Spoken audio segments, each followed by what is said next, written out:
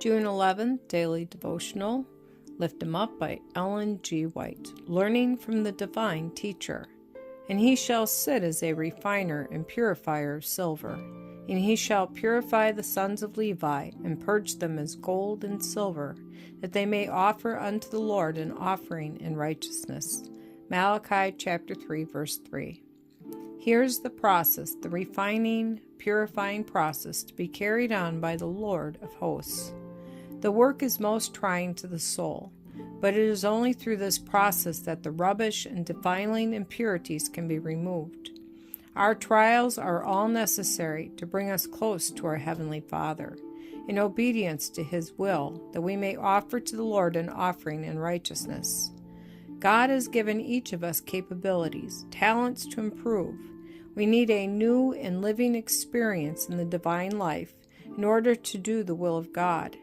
No amount of past experience will suffice for the present, or will strengthen us to overcome the difficulties in our path.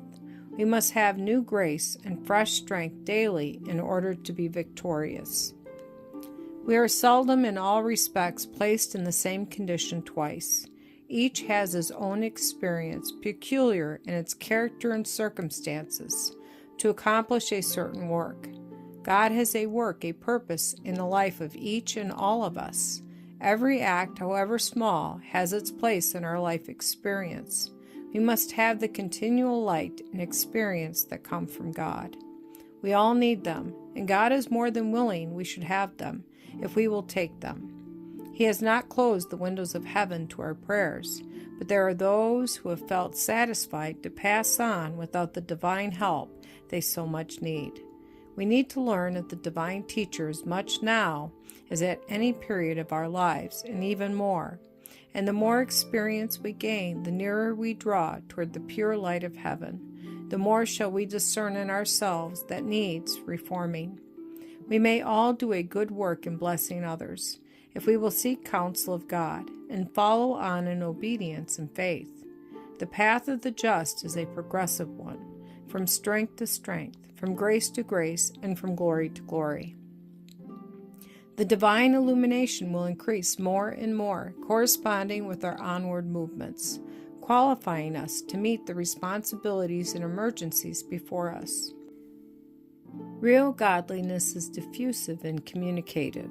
The psalmist says, I have not hid thy righteousness within my heart. I have declared thy faithfulness and thy salvation. I have not concealed thy loving kindness and thy truth from the great congregation. Psalm chapter 40, verse 10. Wherever the love of God is, there is always a desire to express it. It is hard for us to submit to the crucifixion of self.